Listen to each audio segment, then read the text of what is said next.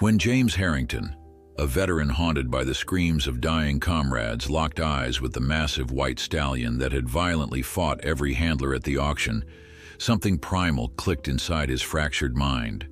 With trembling hands, he bid on the wild horse destined for slaughter, never suspecting this condemned animal would drag him back from the edge of his own destruction. Before we continue, don't forget to subscribe to the channel, like the video, and comment where in the world you're watching from. Let's go. The auction yard buzzed with activity under the merciless summer sun. Dust swirled through the air, kicked up by countless boots and hooves alike, coating everything in a fine layer of earth. The sounds of cattle lowing, auctioneers rattling off prices, and the occasional whinny of horses created a cacophony that most found overwhelming. For James Harrington, it was almost unbearable. Each sudden noise sent a jolt through his body, his muscles tensing as if preparing for an attack that would never come. 3 tours in Afghanistan had left him with more than just physical scars. The memories of explosions and gunfire had embedded themselves deep within his mind, turning even the most mundane sounds into potential threats. James hadn't planned on coming to the livestock auction that day. His sister Catherine had practically dragged him there, insisting that getting out of the house would do him good. "You can't keep hiding away on that little piece of land, James," she had said, her voice a mixture of concern and determination. "You bought that ranch to heal, not to become a hermit." He knew she was right, but that didn't make it any easier to stand among the crowd, his back pressed firmly against a wooden post, eyes constantly scanning for danger that wasn't there. As the morning progressed, James found himself gravitating toward the horse pens. There was something about the animals that had always calmed him, even as a child. Perhaps it was their quiet strength or the way they seemed to understand things without words. Whatever it was, horses had been the only thing that made sense to him since returning home. "They're bringing in the wild ones next," a weathered old rancher commented, noticing James's interest. "Bureau of Land Management rounded them up last month. Most will go to slaughter. Shame, really. Beautiful animals." James nodded but said nothing. Words didn't come easily to him these days. The old man didn't seem to mind, simply tipping his hat and moving on. James remained, watching as the first of the wild horses was led into the auction ring. One by one, the Mustangs were presented, their spirits clearly broken by the process of capture and confinement. They moved with heads lowered, once proud creatures reduced to shadows of themselves. Then came a horse unlike any James had ever seen. Standing nearly 18 hands high, the white stallion was massive compared to the others. Despite the ropes that bound him and the men struggling to control him, the horse maintained an air of defiance. His eyes, dark and intelligent, surveyed the crowd with obvious disdain. When he reared suddenly, several spectators gasped and stepped back. The auctioneer nervously tried to maintain control of the situation. Next up, lot number 147, wild Mustang stallion, approximately 7 years old. As you can see, folks, he's a bit on the spirited side. The crowd laughed nervously as the stallion pawed at the ground, sending dirt flying. Starting bid at $100. Do I hear $100? Remember, these wild ones take a special touch, not for the faint of heart. The bidding began slowly, with only a few half-hearted offers. Most of the serious ranchers and trainers wanted nothing to do with a horse that size and temperament. James watched, transfixed, as the magnificent animal continued to resist his handlers. There was something in the stallion's defiance that resonated deep within him. Here was a creature that refused to be broken, despite everything that had been done to him. Without fully realizing what he was doing, James raised his hand. $200, he called out, his voice rough from disuse. The auctioneer pointed to him eagerly. "I have $200 from the gentleman in the back. Do I hear $250? The crowd turned to look at James, curious about who would want such a challenging animal. He felt their stares but kept his eyes fixed on the horse. $250 anywhere. Last chance at $200. Sold. To the man in the green jacket.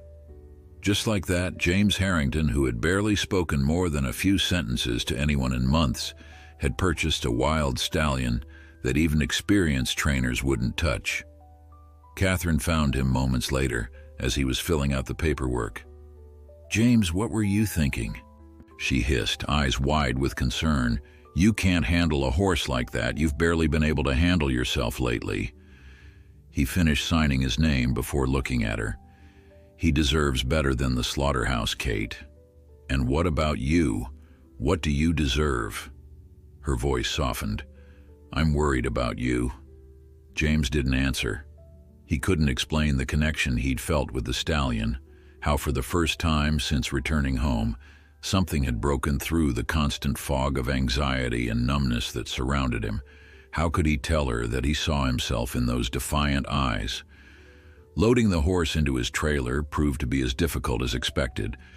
It took James, 2 auction workers, and nearly an hour to get the stallion secured. The entire time the horse fought, rearing and snorting, his white coat gleaming with sweat under the afternoon sun. "Good luck with that one," one of the workers said, shaking his head as he slammed the trailer door shut. "That's the devil himself in horse form, if you ask me."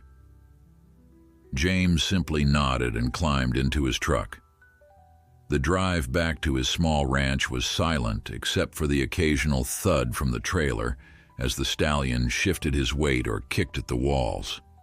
Each sound made James's heart race, but not from fear, from a strange sense of anticipation.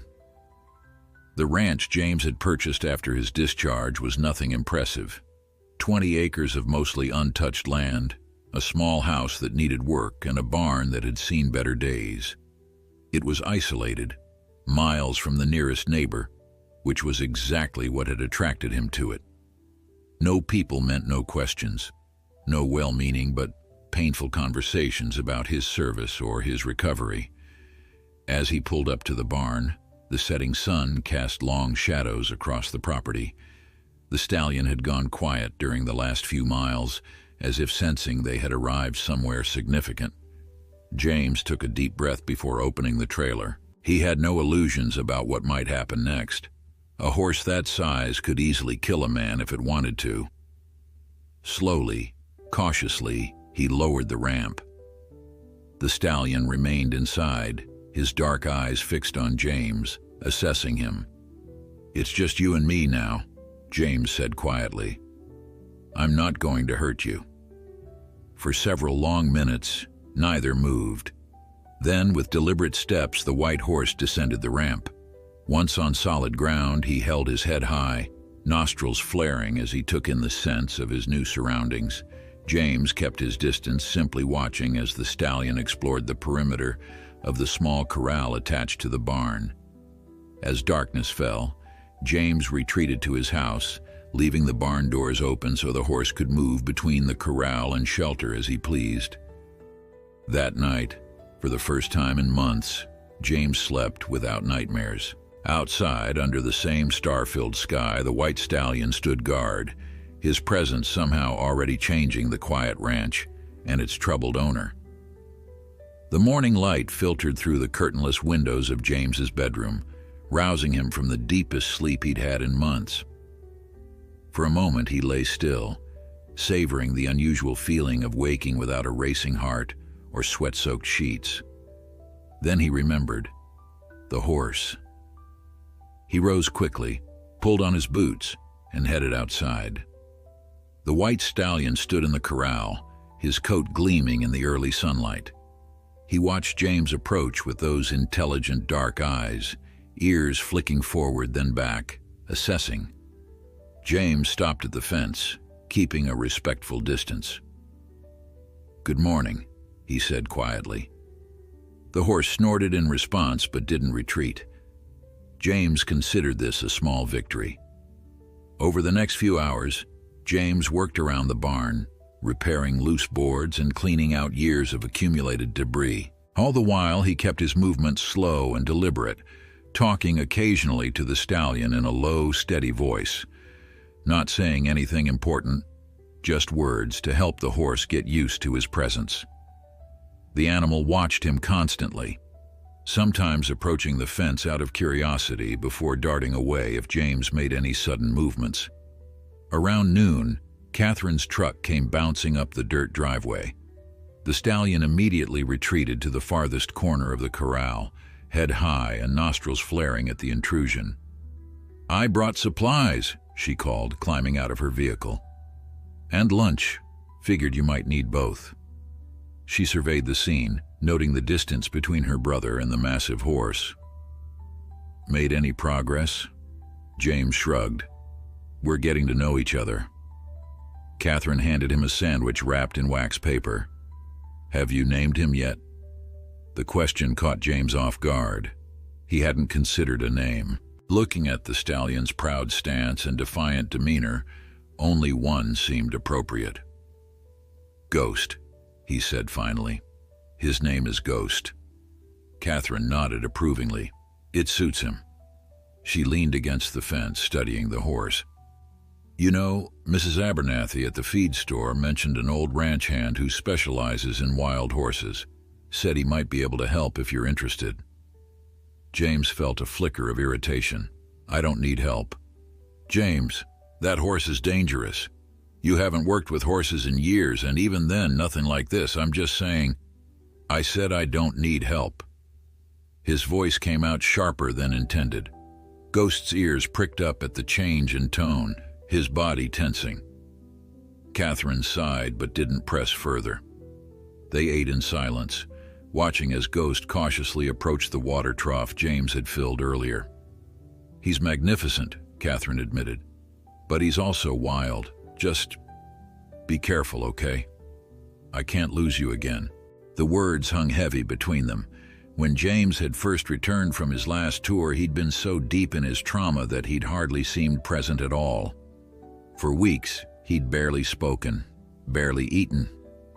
Catherine had been the one to find him the night he'd almost ended everything with his service pistol. She'd never mentioned that night again, but it lingered in every concerned glance, every careful question about how he was doing. "I'll be careful," he promised, softening his tone. "But this is something I need to do my way." After Catherine left, James returned to his tasks around the barn, always keeping Ghost in his peripheral vision.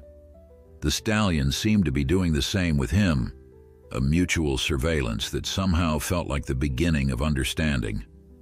That evening, James brought out a bucket of oats mixed with apple pieces. He placed it just inside the corral gate and then retreated to sit on an overturned barrel several yards away. Ghost eyed the bucket suspiciously, nostrils flaring as he caught the scent of the apples. "It's okay," James said softly. "No tricks here." For nearly an hour, they remained in this standoff, James sitting quietly, Ghost circling the corral, but never approaching the food. Finally, as the sun began to set, hunger won out over caution. The stallion approached the bucket with halting steps, constantly looking up to check James's position. When he finally reached the food, he kept one eye on James while quickly devouring the offering. "That's it," James murmured. "Nothing to fear." The next morning established what would become their routine. James would bring feed and fresh water, taking care of the basic chores while Ghost watched from a distance. Throughout the day, he would sit near the corral, sometimes reading aloud from one of the few books he owned, other times simply sitting in silence. With each passing day, Ghost would come a little closer, stay a little longer before retreating. A week into this new arrangement, James woke screaming from a nightmare, the images of his fallen comrades still vivid behind his eyelids. The roadside bomb, the screams, the blood, it all came rushing back with such clarity that for a moment he wasn't sure where or when he was. His heart hammered against his ribs as he stumbled out of bed and onto the porch, desperate for air. The cool night breeze helped ground him back in reality, but the trembling in his hands wouldn't stop. From the corral, he heard a soft nickering. Ghost stood at the fence closest to the house, watching him intently in the moonlight. The horse's presence, somehow both wild and steadfast, pulled James further back from the edge of his memories. Without thinking too much about it, James made his way to the corral. Ghost didn't retreat as he approached, though his muscles tensed visibly. James stopped at the fence, gripping the rough wood to steady himself. "Bad dreams," he explained, his voice rough. "Always the same one." Ghost's ears flicked forward, listening. James found himself continuing to talk, words spilling out that he'd never shared with anyone, not even the VA therapist he'd briefly seen. "We were on patrol. Nothing special about that day. Sun was high, dust everywhere like it always was. Then the world just exploded." He took a shuddering breath. "4 of my men didn't make it. Johnson had a baby on the way. Rodriguez was getting married next month. I was their sergeant. Should have been me." Ghost shifted closer, close enough that James could feel the warmth radiating from his body in the cool night air. The horse made no move to touch him, but his presence was somehow comforting in its wildness, a reminder that some things couldn't be tamed or controlled, and perhaps shouldn't be. They stayed like that until dawn, James talking intermittently, Ghost listening with those knowing eyes. By the time the sun began to rise, James felt emptied out, but somehow lighter, as if sharing the burden of his memories with this silent, unlikely confidant had lessened their weight, if only temporarily. As he turned to head back to the house, Ghost did something unexpected. He stretched his neck over the fence and gently blew warm air against James's shoulder. The gesture, so small yet deliberate, felt like the beginning of something important, something healing. Days turned into weeks as James and Ghost settled into a tentative rhythm. Each morning, James would approach the corral with feed and fresh water, speaking in that same low, consistent voice. Ghost no longer retreated to the far corner when he appeared, instead watching with alert interest as James went about his chores. Sometimes when James sat reading near the fence, Ghost would graze just a few feet away, close enough that James could hear the soft sounds of his breathing. It wasn't taming, not exactly. James had no desire to break Ghost's spirit. Rather, it felt like a negotiation between equals, a slow building of trust that required patience from both sides. James found that the focused attention required to build this relationship pushed his traumatic memories to the background, at least during daylight hours. One morning, as summer was giving way to early autumn, James arrived at the corral to find Ghost standing unusually still, one front leg slightly raised. Concerned, he approached the fence more quickly than usual. "What's wrong, boy?" he asked, scanning the stallion for signs of injury. Ghost snorted softly but didn't move away. James carefully entered the corral, something he rarely did when Ghost was unrestrained. The stallion's ears flattened briefly but then pricked forward again as James slowly approached. When he was close enough, James could see the problem, a large thorn embedded in Ghost's hoof, the area around it already swelling. "That looks painful," James murmured. "Going to need to take care of that." He retreated to the barn and returned with supplies, a soft rope, antiseptic, tweezers, and a bucket of warm water. Ghost watched him warily, clearly understanding that something unusual was about to happen. James approached again, moving with deliberate slowness. "I need to touch your leg," James explained, not caring how foolish it might seem to talk to a horse as if he understood. "It's going to hurt, but I'll be quick." To his surprise, Ghost allowed James to come close enough to touch his neck. The stallion trembled at the contact but didn't pull away. Taking advantage of this unprecedented trust, James quickly looped the soft rope around Ghost's neck, not tight enough to restrain him if he truly wanted to flee, but enough to offer some control. "Good boy," James murmured. "Now for the hard part." With one hand maintaining contact with Ghost's shoulder, James slowly crouched down. The horse shifted nervously, but remained in place. When James touched the injured hoof, Ghost jerked slightly, but then, remarkably, allowed him to lift it. Working quickly but gently, James cleaned the area with warm water, located the thorn, and extracted it with the tweezers. Ghost flinched when the thorn pulled free, but he didn't kick or bolt. James applied antiseptic to the small wound, then carefully set the hoof back down. "All done?" he said, straightening up and removing the rope from Ghost's neck. "You did great." Ghost backed away several steps, testing his weight on the injured hoof. Finding it improved, he looked at James with what seemed almost like gratitude before trotting to the other side of the corral. That night, Catherine called to check in. James found himself eagerly telling her about the breakthrough with Ghost. "He trusted me, Kate. He could have kicked my head in, but he let me help him." "That's wonderful," she said, though he could hear the slight reservation in her voice. "But James, don't you think it's time to consider what comes next? You can't just keep a wild stallion as a pet." The question punctured his momentary happiness. "He's not a pet," James replied, his voice cooling. "And I'm not keeping him for nothing. I'm rehabilitating him." "Into what, though? Are you planning to ride him eventually? Train him for something?" James hadn't thought that far ahead. In truth, he'd been focused solely on the day-to-day process of building trust with Ghost. The future remained a hazy concept, something he avoided contemplating too deeply since returning from Afghanistan. "I don't know yet," he admitted. "But he's helping me, Kate. When I'm with him, things are clearer." There was a long pause before Catherine responded. "Okay," she said finally. "I'm glad he's helping. Just think about it, all right? Both of you need purpose."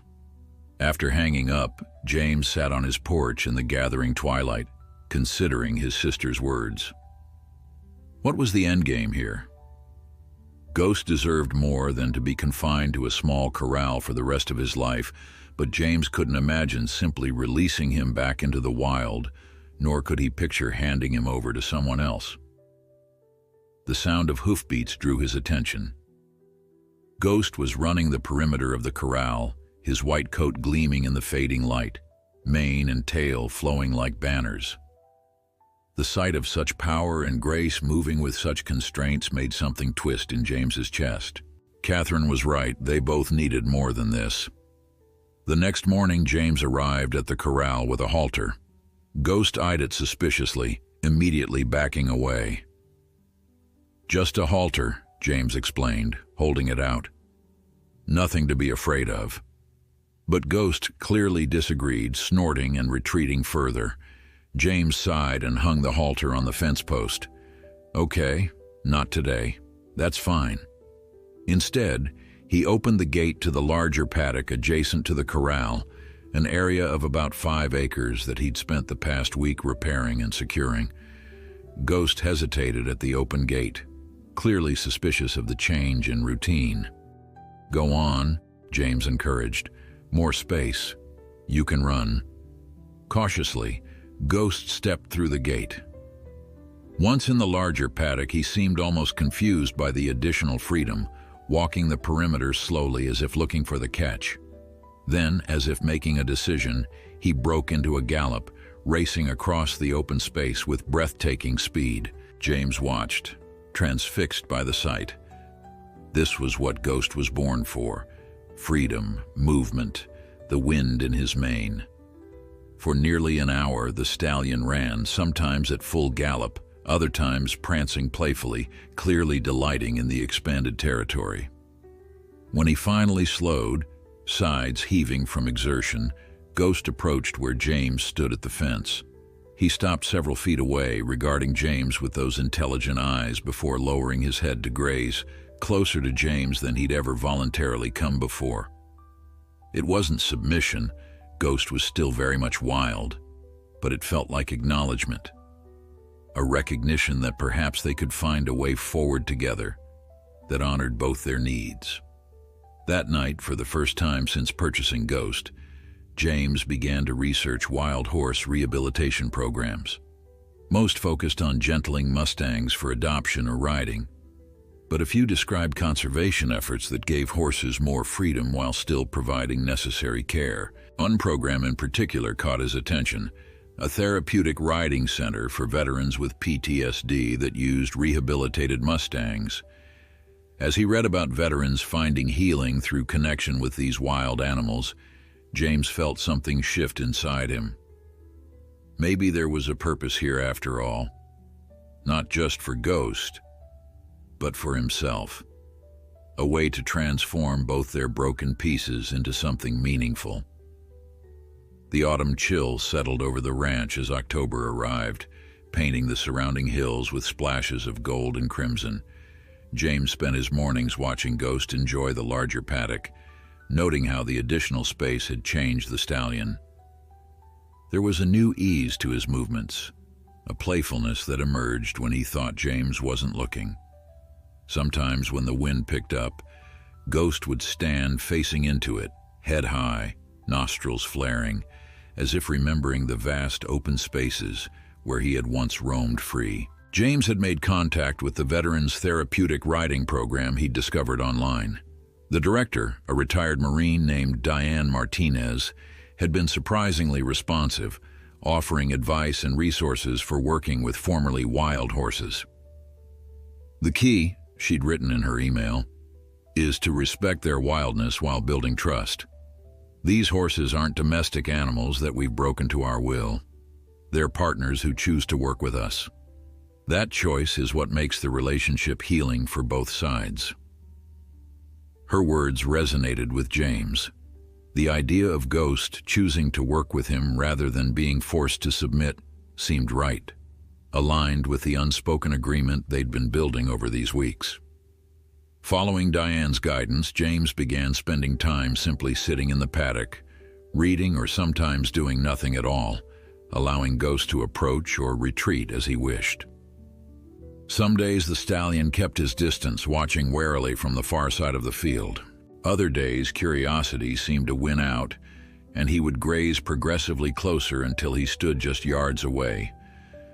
According to Diane, this is called join-up, James explained to Catherine during her weekly visit. It's about establishing myself as safe, allowing him to choose to be near me rather than forcing it. Catherine watched as Ghost maintained a respectful distance while still keeping James in his sight. Seems like it's working, she observed. He's different than when you first brought him home. We both are, James replied quietly. It was true. The nightmares hadn't disappeared, but they came less frequently now. The constant hypervigilance that had defined his life since Afghanistan had eased somewhat. Having a purpose each day, caring for Ghost, implementing the rehabilitation techniques Diane suggested, gave structure to his formerly aimless existence. One crisp morning in late October, James entered the paddock with a rope halter, determined to try again what had failed before. Ghost, now accustomed to James's presence in his space, watched with interest, but maintained his distance. Instead of approaching directly, James sat cross-legged on the ground, the halter in his lap. Then he waited, remembering Diane's advice. Patience is everything. Let the horse come to you. For nearly an hour, James remained motionless, occasionally speaking softly but making no move toward Ghost. The stallion circled warily, sometimes coming closer before darting away again. Finally, curiosity overcame caution. Ghost approached, stretching his neck to sniff at James's jacket, then the halter. This is just a tool, James explained softly. Not a trap. Just a way for us to communicate. Ghost snorted but didn't retreat. Slowly, telegraphing each movement, James raised the halter, allowing Ghost to investigate it with his muzzle. When the stallion didn't pull away, James gently began to slide it over his nose. Ghost flinched, stepping back abruptly, and James let his hands fall. It's okay, he said. We can try again tomorrow. But to his surprise, After a moment's hesitation, Ghost stepped forward again, lowering his head slightly as if inviting James to continue. With careful movements, James slipped the halter over Ghost's nose and secured it behind his ears. "Good boy," he murmured, his voice thick with emotion.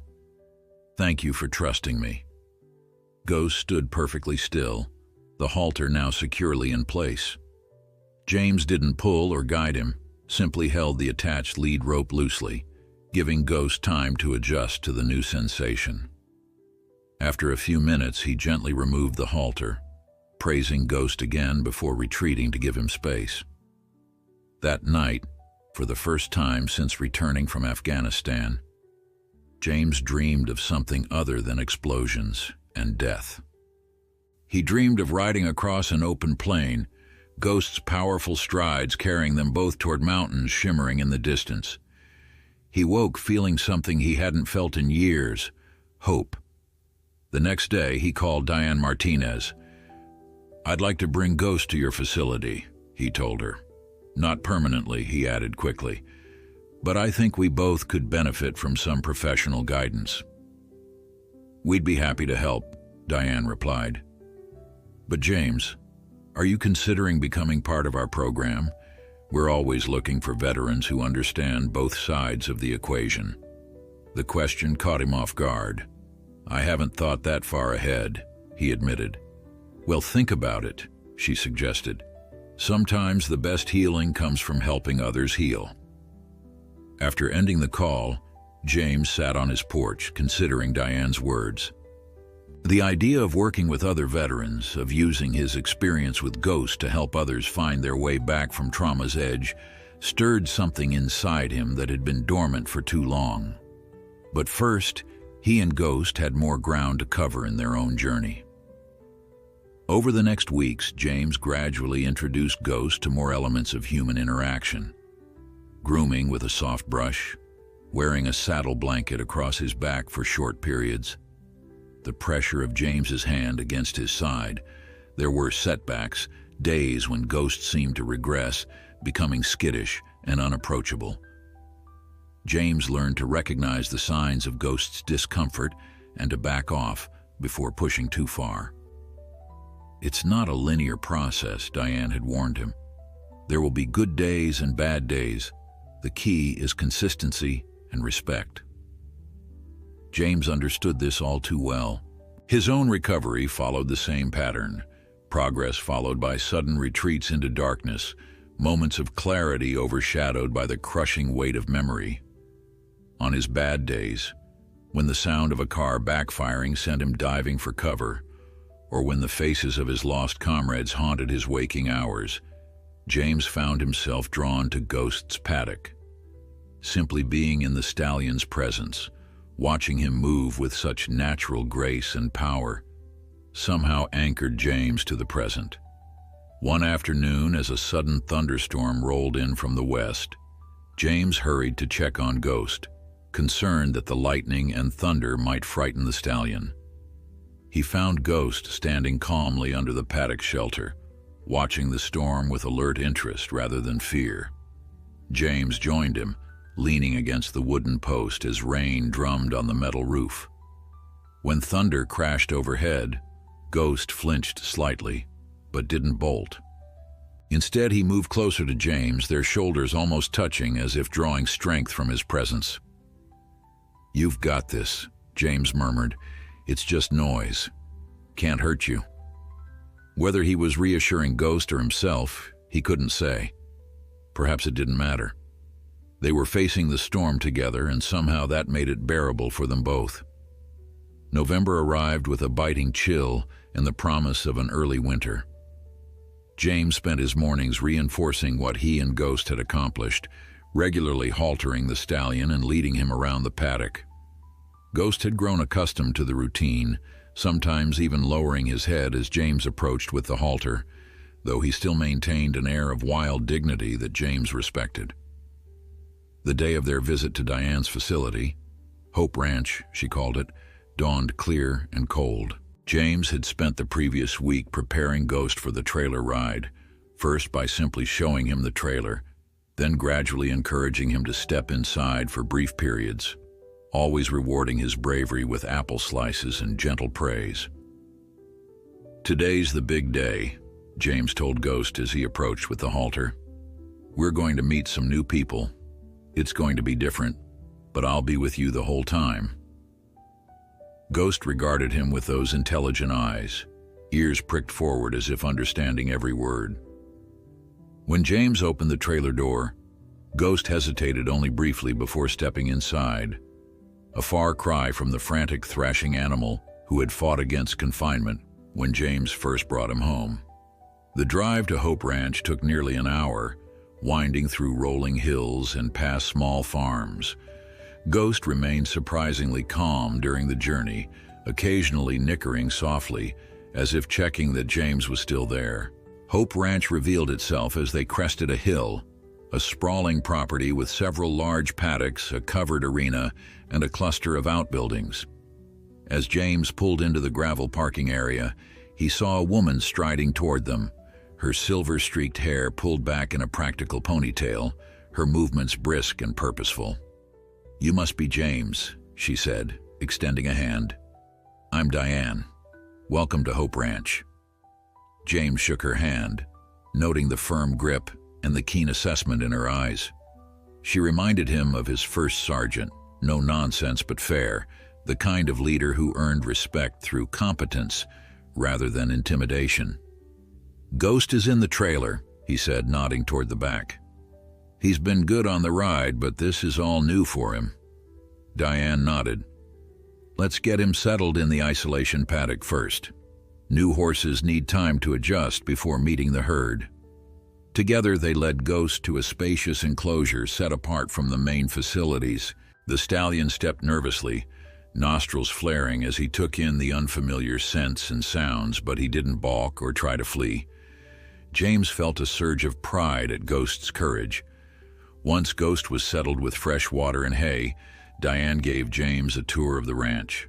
The main barn housed a dozen horses, each with their own story of rescue and rehabilitation. The covered arena, she explained, was where they conducted most of their therapy sessions, especially during winter months. "We have about 20 veterans who come regularly," Diane said as they walked. "Some just for a day of peace and connection with the horses, others for more structured therapeutic work.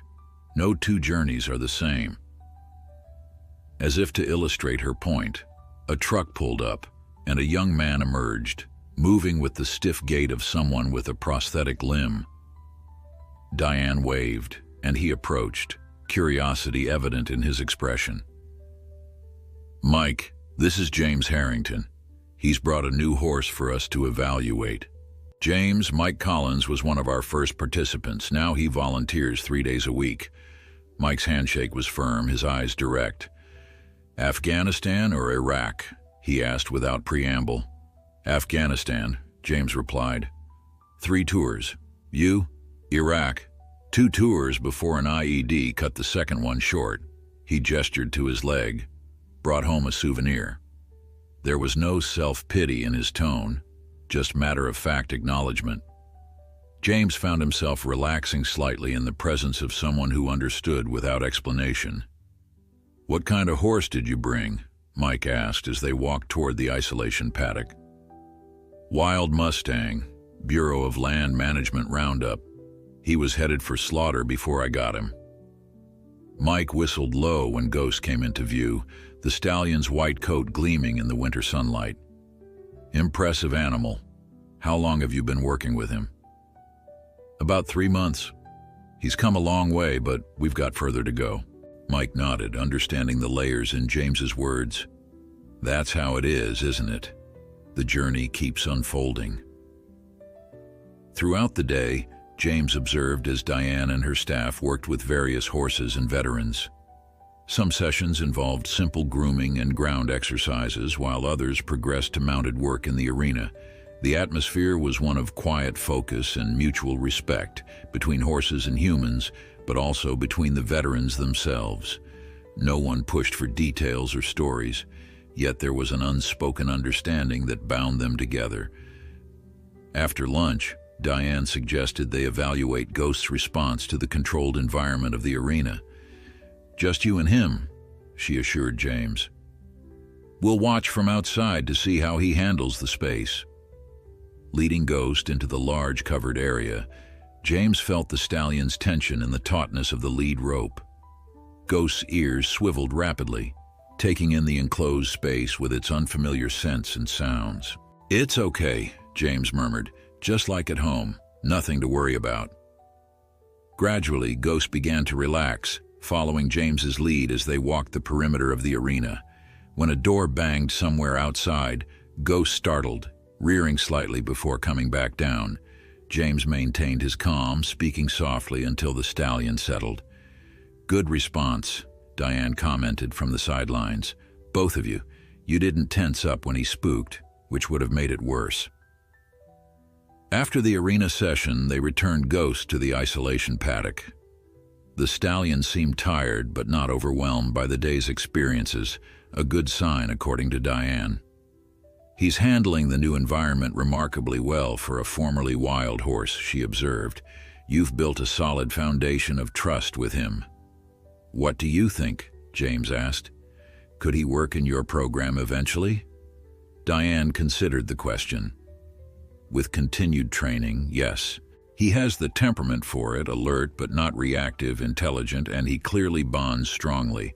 The size might be intimidating for some participants, but for others, especially those dealing with issues of power and control, working with such a magnificent animal could be transformative." As the afternoon waned, several more veterans arrived for the day's final sessions.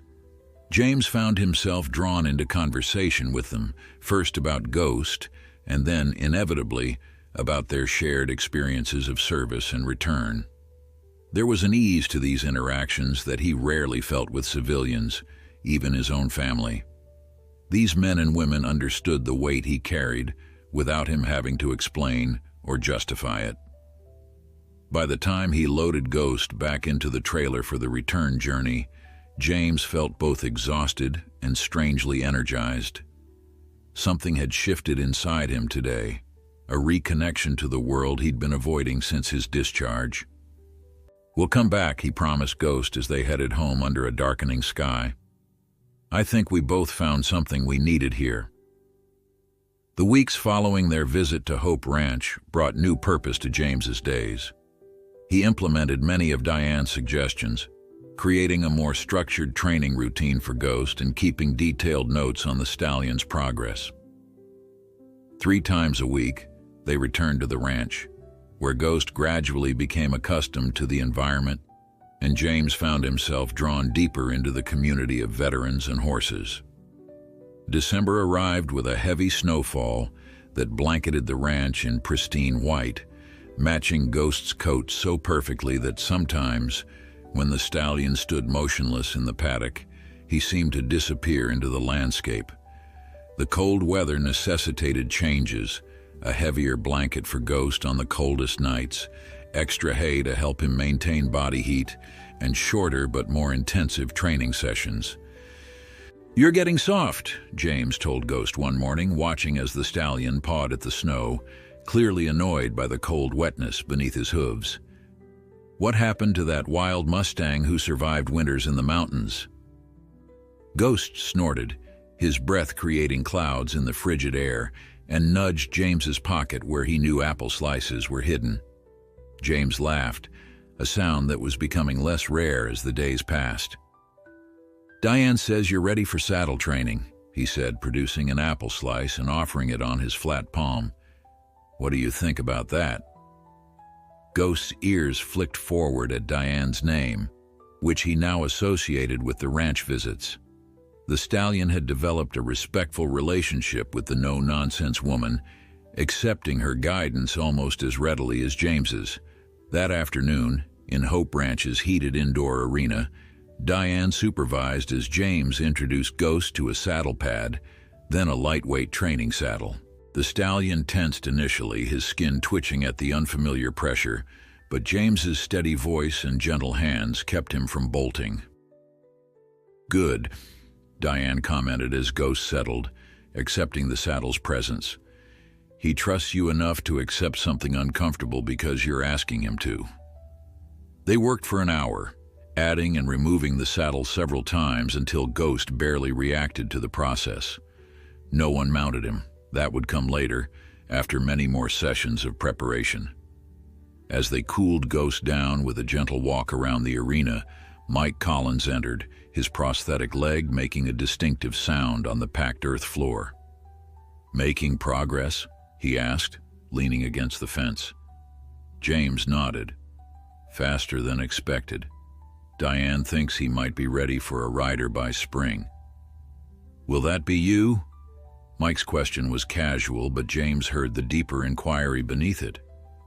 "I'm not sure," James admitted. "I haven't been on a horse since before my last deployment. Not sure I remember how." Mike smiled knowingly.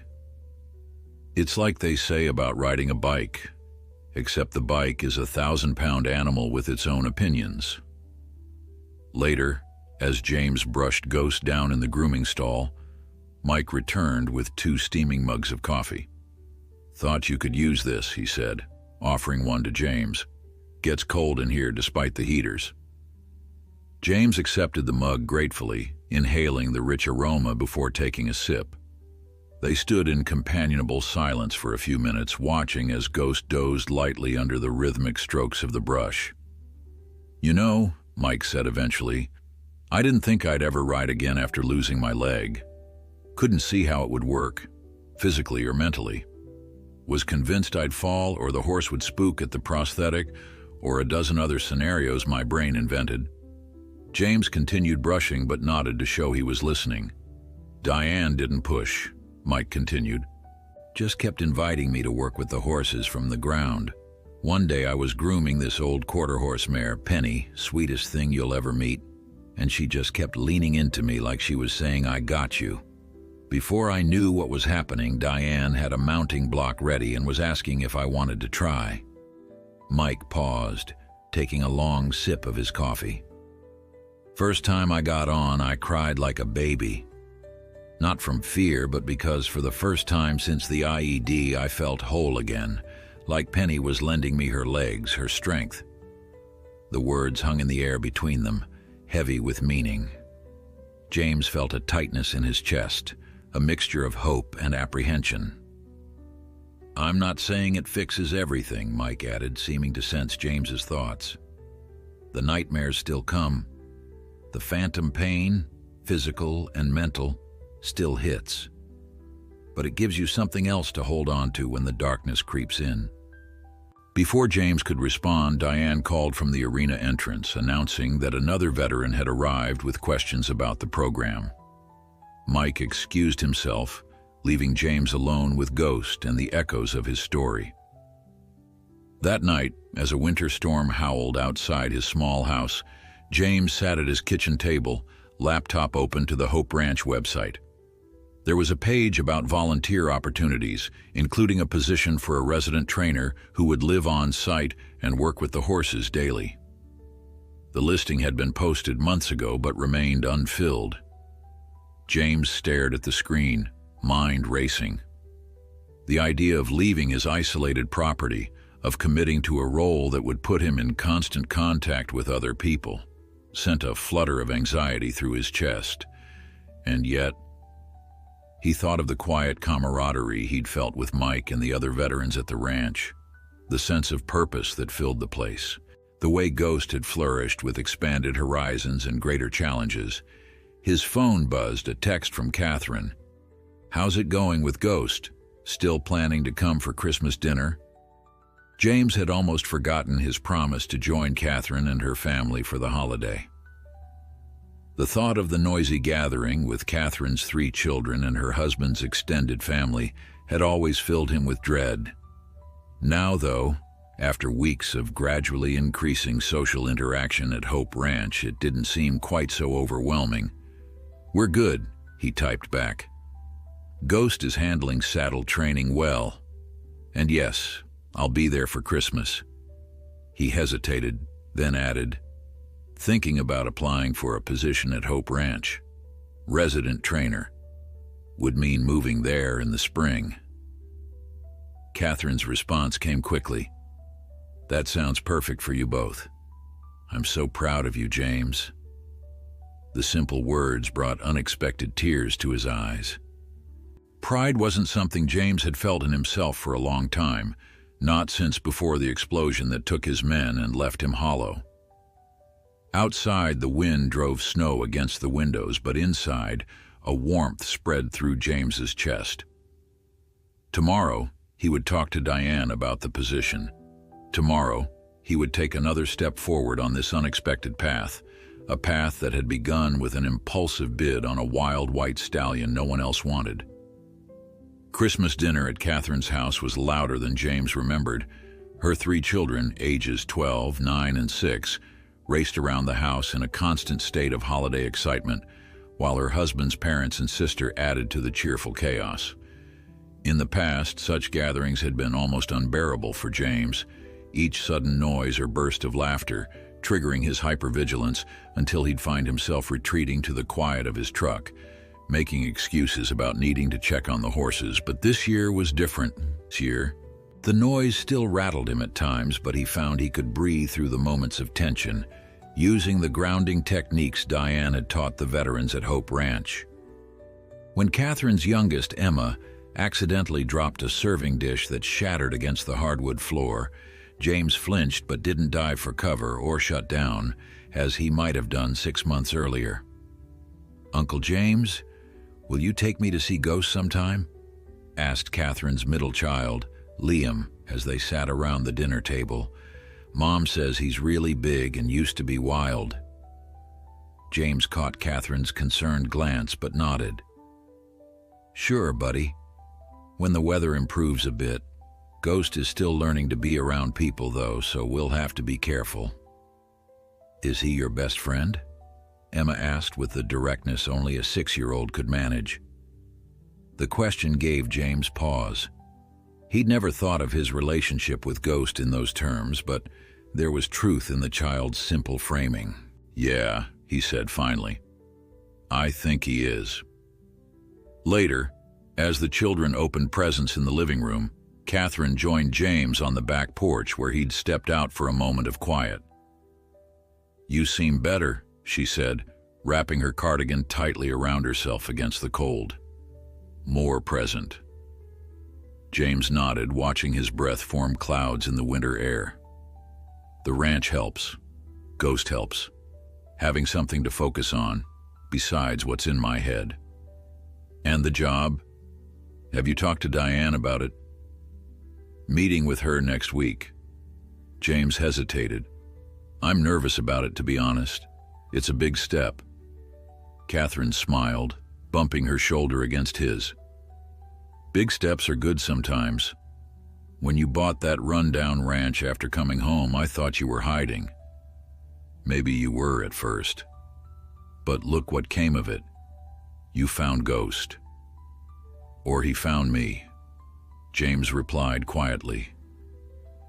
The week between Christmas and New Year's brought another heavy snowfall.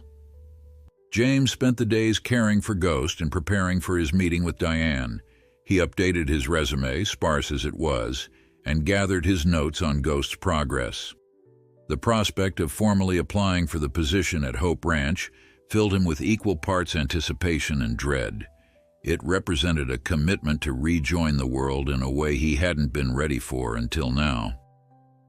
On the morning of his meeting, James arrived at the ranch early. Ghost, now comfortable with the trailer and the ranch environment, settled easily into the isolation paddock while James made his way to Diane's office.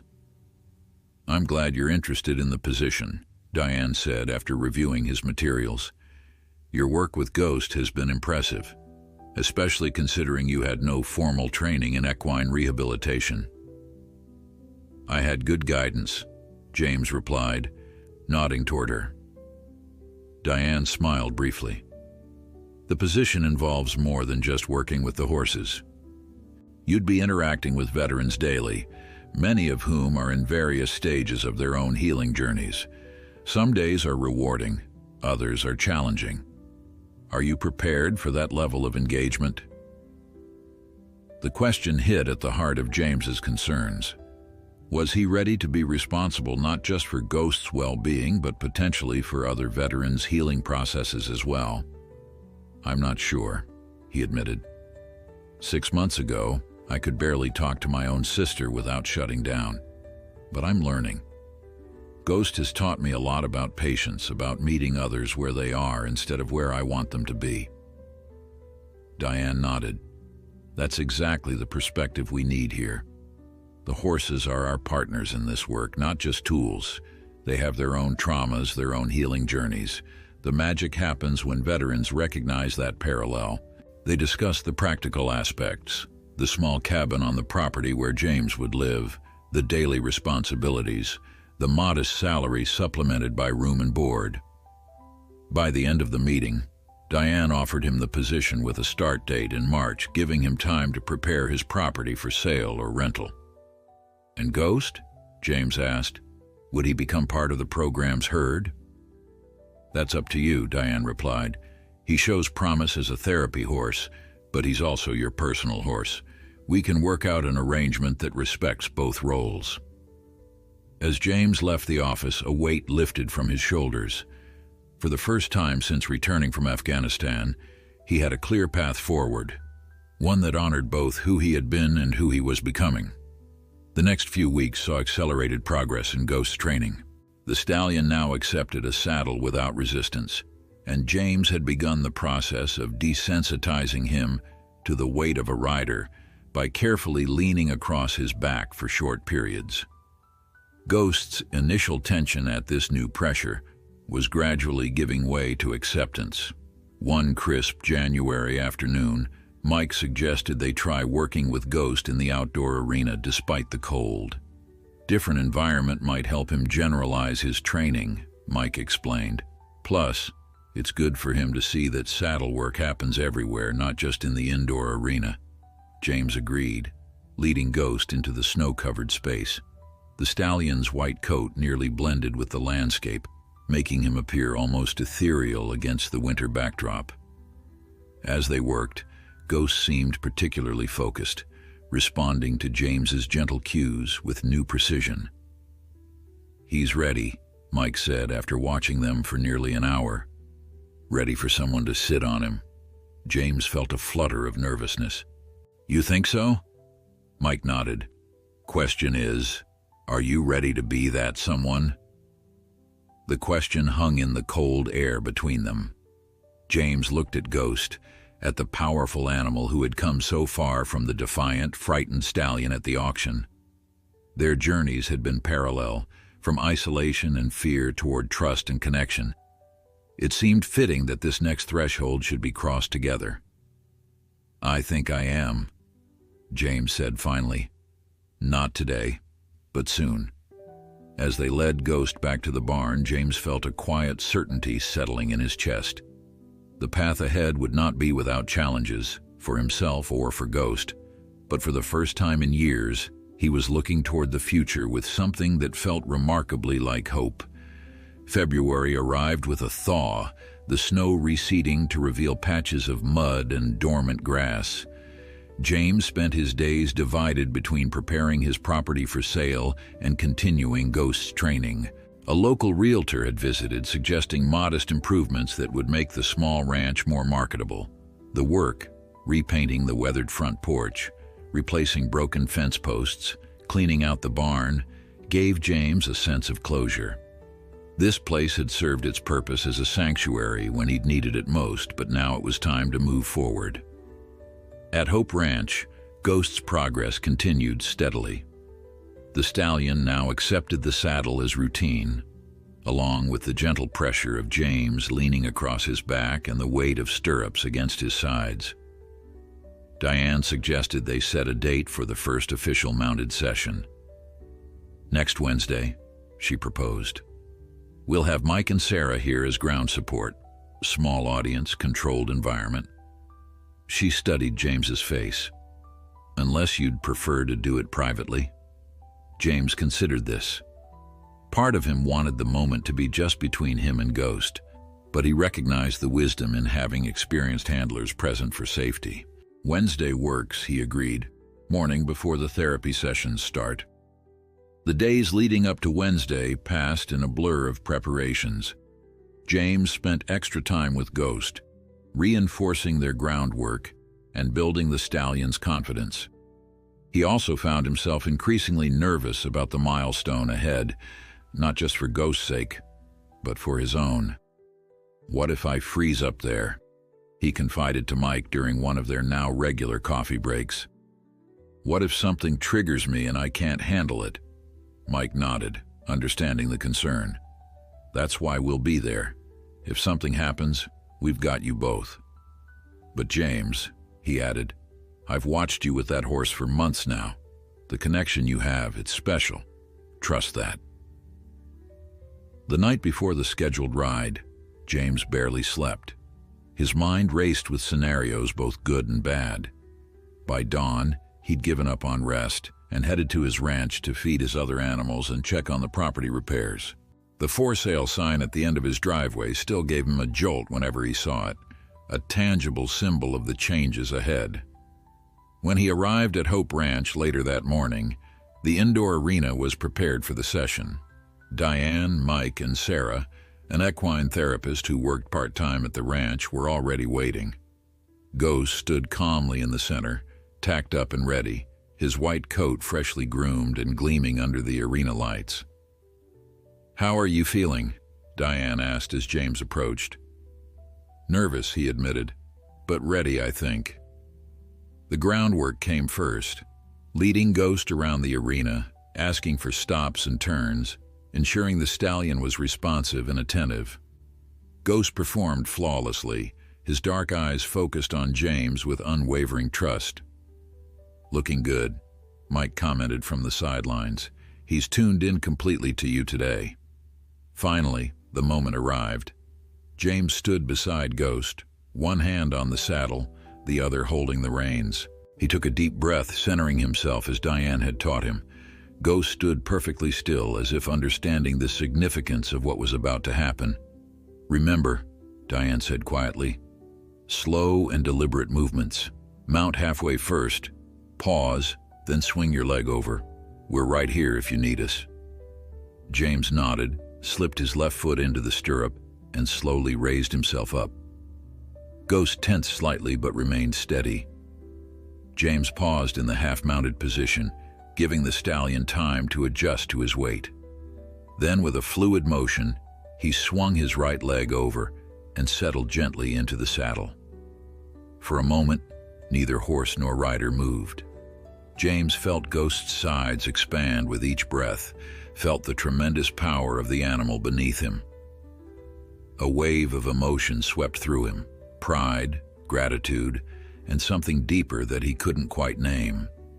Ghost's ears flicked back to catch any command, his body alert, but not tense. Slowly, James applied the lightest pressure with his legs, and Ghost stepped forward. One step, then another, each one deliberate and careful. James kept the reins loose, communicating primarily through his seat and legs, as Diane had instructed during their ground sessions. "Perfect," Sarah called softly from the side. "Both of you look completely natural."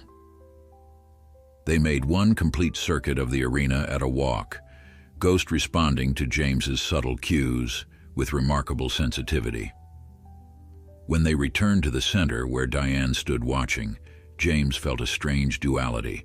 He was fully present in the moment, aware of every sensation, yet simultaneously transported to a place of profound calm. "How does it feel?" Diane asked. James took a moment to find the right words. "Like coming home," he said finally. The session lasted only 20 minutes, enough to establish success without overwhelming Ghost. When James dismounted, he felt a curious mixture of elation and peace. He stroked Ghost's neck, murmuring praise as the stallion lowered his head to accept the affection. "That," Mike said, approaching with a broad smile, "was something special to witness." Over the next few weeks, James and Ghost's mounted work progressed rapidly. The stallion seemed to take to being ridden as naturally as if he'd been trained from birth, his intelligence and sensitivity making him responsive to the lightest cues. James, too, found a rhythm in the saddle that felt like rediscovering a forgotten language.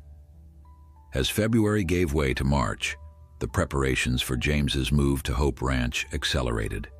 His property sold more quickly than expected to a young couple planning to establish a small organic farm. Catherine helped him sort through his limited possessions, deciding what to keep and what to donate. "I can't believe you're really doing this," she said as they packed books into cardboard boxes. "When you came back from Afghanistan, I wasn't sure you'd ever leave this place." James paused, looking around the small living room that had been his retreat from the world. "I wasn't sure either," he admitted, "but Ghost changed things." "Ghost and you," Catherine corrected gently. "You did the hard work, James. The horse just helped you find the way." The night before the move, James sat on his porch for the last time, watching as Ghost grazed in the paddock. Tomorrow, they would both begin a new chapter at Hope Ranch. James as the resident trainer, Ghost as both his personal horse, and eventually a therapy horse for the program. The stallion looked up, seeming to sense James's gaze, and walked to the fence line. In the moonlight, his white coat appeared almost luminous, his powerful form a stark contrast to the darkness surrounding him. James thought about how far they had both come since that day at the auction. Ghost from a defiant, frightened wild Mustang to a trusting partner. James from a broken, isolated veteran to someone with purpose and connection. "We did it, boy," James said softly. "We made it through." Moving day dawned clear and mild, an early hint of spring softening the late March air. James loaded the last of his possessions into the truck, while Ghost waited patiently in the trailer. The stallion had grown so accustomed to traveling that he now entered the trailer willingly, a far cry from the terrified animal who had fought against confinement just months earlier. As James took one final walk through the empty house, he felt a curious lightness. This place had been his refuge when he'd needed one most, but it had also been his prison in many ways, a self-imposed isolation that had nearly consumed him. Closing the door for the last time, he nodded to himself. It was time.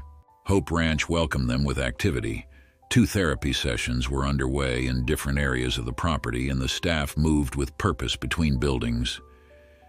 Diane met James at the cabin that would be his new home, a modest structure with a small porch overlooking one of the paddocks. "We put Ghost in the transition paddock," she explained as she handed him the keys. "Thought it might be easier for him to meet the herd gradually. Mike's with him now." The cabin was simple but comfortable, with a bedroom, small kitchen, and living area furnished with sturdy, practical pieces. Large windows let in ample light, and someone had placed a vase of early spring wildflowers on the kitchen table. "Welcome gift from the staff," Diane said, noticing James's glance. "Get settled in, then come find me. We've got your orientation scheduled for this afternoon." After unpacking the essentials, James headed to check on Ghost. He found the stallion alert but calm in the transition paddock, watching the main herd grazing in the adjacent field. Mike leaned against the fence, observing. "He's curious about them," Mike commented as James approached. "Been watching them like he's studying their social structure." James smiled. That sounded like Ghost. Always observant, always processing. "How long before we introduce him?" "Diane thinks a few days. Let him get used to the routine here first.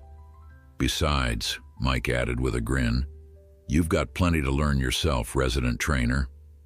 The orientation was comprehensive. James toured areas of the ranch he hadn't seen before: the feed storage systems, equipment maintenance buildings, veterinary facility, and staff quarters. Diane introduced him to the full-time employees and explained the program's structure in greater detail. "We have scheduled therapy sessions 4 days a week," she said as they walked. "Individual sessions in the mornings, group work in the afternoons. The other 3 days are for horse training, facility maintenance, and staff development. Your primary responsibility will be overseeing the horse's training and well-being, but you'll also assist with therapy sessions as needed." It was a lot to absorb, but James found himself energized rather than overwhelmed. For the first time in years, he felt a sense of belonging, of purpose that extended beyond his own healing. The first few weeks passed in a blur of activity. James settled into his role, establishing routines for the horse's care and training. Ghost adapted to his new environment with remarkable ease, seeming to thrive on the structured schedule and the company of other horses once he was integrated into the herd. What surprised James most was how quickly Ghost became a favorite among the staff. The magnificent white stallion, with his intelligent eyes and impressive stature, drew attention wherever he went. But it wasn't just his striking appearance that won people over. It was his sensitivity, his careful consideration of new situations, his willingness to connect once trust was established.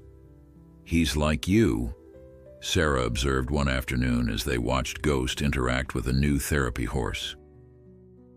"Cautious at first, but completely reliable once he decides you're worth the risk." James didn't respond, but her words resonated. He and Ghost did share that trait. The careful assessment of threats, the hesitation to engage, but the absolute loyalty once bonds were formed. It was what made them both survivors and what now made them valuable in this place of healing. By late April, Diane suggested it was time for Ghost to begin working with veterans in controlled settings. They started with simple ground exercises, having veterans groom him or lead him through basic patterns, always with James present to ensure both Ghost's and the veterans' comfort. One afternoon, a new participant arrived for his first session. Marcus Jenkins was a Marine who had returned from his third deployment with severe PTSD and a traumatic brain injury that affected his balance and coordination. He moved with a cane, his gait unsteady, his expression guarded and suspicious.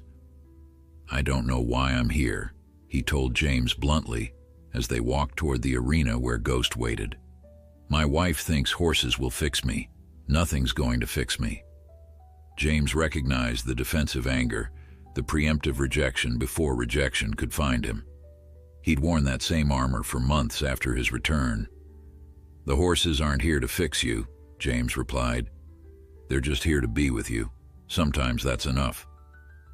Marcus grunted skeptically but followed James into the arena.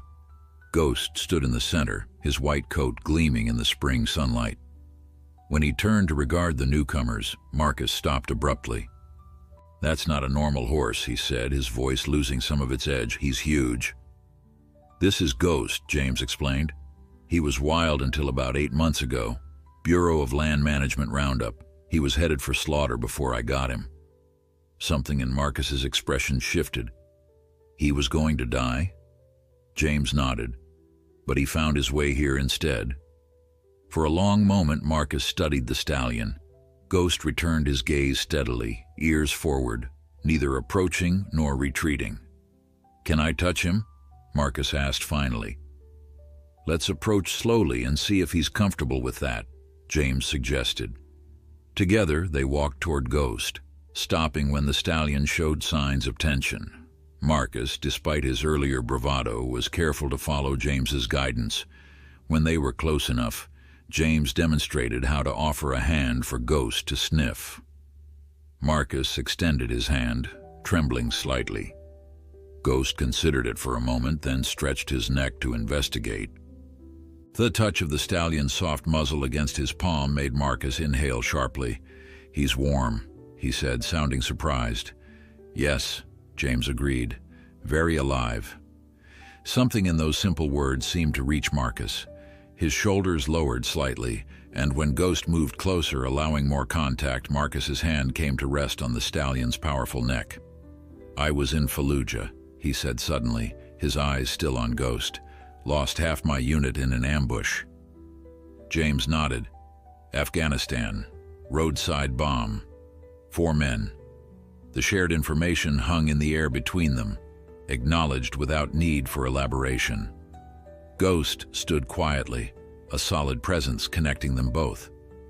1 year after James and Ghost arrived at Hope Ranch, the facility hosted an open house to showcase their programs and thank their supporters. The sprawling property had been transformed for the occasion. Fresh paint on the buildings, flowers planted along the walkways, and handmade signs directing visitors to various demonstrations throughout the day. James stood at the entrance to the main arena, watching as Ghost moved through an intricate pattern of movements under the guidance of Marcus Jenkins. The once withdrawn Marine now sat tall in the saddle. His balance improved through months of equine therapy, his face set in concentration as he communicated with Ghost through subtle shifts of weight and gentle leg pressure. "They've come a long way together," Diane commented, joining James by the fence. "Both of them." James nodded, pride swelling in his chest. Ghost had proven to be an exceptional therapy horse, his size initially intimidating, but his careful, thoughtful nature perfect for veterans who needed to rebuild trust and confidence. And Marcus had become one of his most dedicated riders, progressing from those first tentative touches to a partnership that had helped him reconnect with his family and begin working part-time again. "He's asking if he can help with the summer youth program," James told Diane. "Says he wants to work with the kids of deployed service members." Diane smiled. "Healing goes in circles, doesn't it? Those who are helped become helpers." The observation resonated with James. His own journey had followed that same pattern, from broken soldier to Ghost's caretaker to mentor for other veterans. Each role had required him to reach beyond his comfort zone, to offer parts of himself he'd thought lost forever in the dust and blood of Afghanistan. Throughout the day, visitors cycled through various demonstrations, therapeutic riding sessions, equine-assisted counseling, ground exercises designed to build communication skills. James led several presentations explaining the program's approach while Ghost demonstrated with different handlers. The stallion's striking appearance and gentle demeanor made him a natural ambassador, drawing people who might otherwise have kept their distance. Late in the afternoon, Catherine arrived with her family. James had been so busy with demonstrations that he hadn't seen them enter, but Emma's excited squeal of "Uncle James" alerted him to their presence. "We came to see you and Ghost," the 7-year-old announced, bouncing on her toes. "Mom said you're teaching soldiers to ride horses." James smiled, kneeling to her level. "That's right. Ghost helps people who are having a hard time feel better." Emma considered this with the serious expression children reserve for important matters. "Like how he helped you feel better?"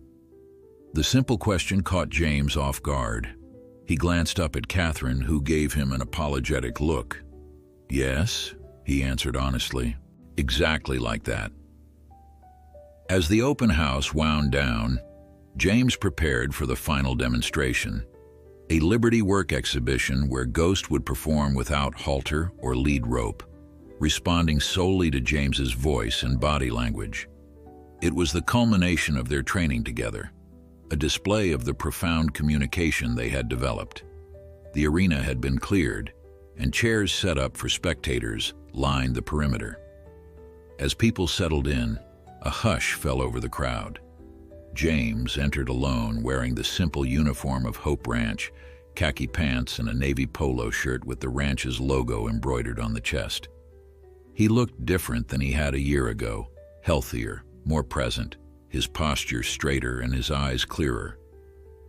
From the far end of the arena, Ghost appeared, moving at a collected trot, his white coat gleaming in the late afternoon sun. He circled James once, then came to stand beside him, head high, ears pricked forward attentively. A murmur of appreciation rippled through the audience.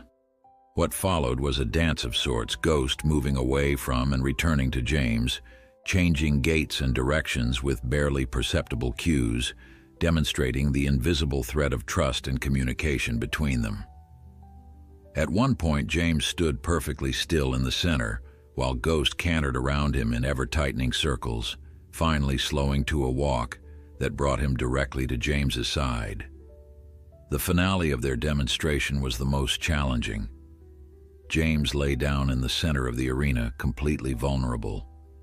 Ghost circled him once, twice, then approached and delicately stepped over his prone form, one hoof at a time, never touching him before coming to stand protectively beside him. The trust required, from both human and horse, was breathtaking. When James rose and took a modest bow, his hand resting on Ghost's shoulder, the applause was thunderous. Many of the veterans in attendance were visibly moved, some wiping away tears. They understood, perhaps better than anyone, the journey represented in that simple exhibition, from fear to trust, from isolation to connection. After the crowd dispersed, James led Ghost to the quiet of his private paddock. The evening was settling in, painting the sky in shades of orange and purple. In the distance, the mountains stood sentinel, much like they had in James's dream long ago, when he'd first begun to hope. "You did good today, boy," James said, removing Ghost's halter and scratching his favorite spot behind his ears. "Real good." Ghost lowered his head, leaning slightly into James's touch in a gesture that had become familiar over their time together. The stallion, who once couldn't bear human contact, now sought it out, finding comfort in the connection they shared.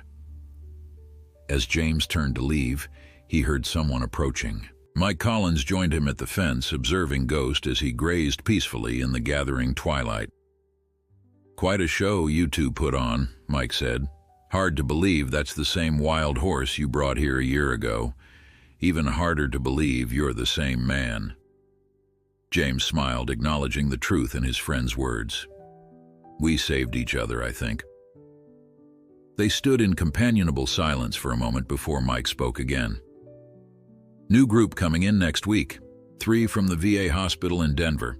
One's having a real rough time, won't talk, barely eats, nightmares keeping the whole ward up.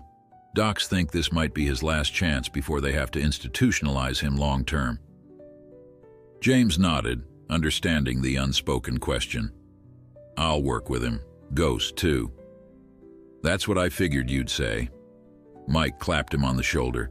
"Get some rest. You've earned it today." As Mike walked away, James lingered, watching as Ghost raised his head to look toward the mountains, nostrils flaring to catch the scent of wild things on the evening breeze.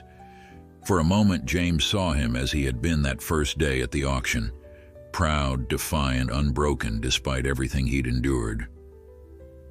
"We've got more work to do," James told him softly. "More people to help. You up for it?" Ghost turned to regard him with those intelligent dark eyes, then deliberately walked to the fence and pressed his muzzle against James's chest right above his heart. It was answer enough.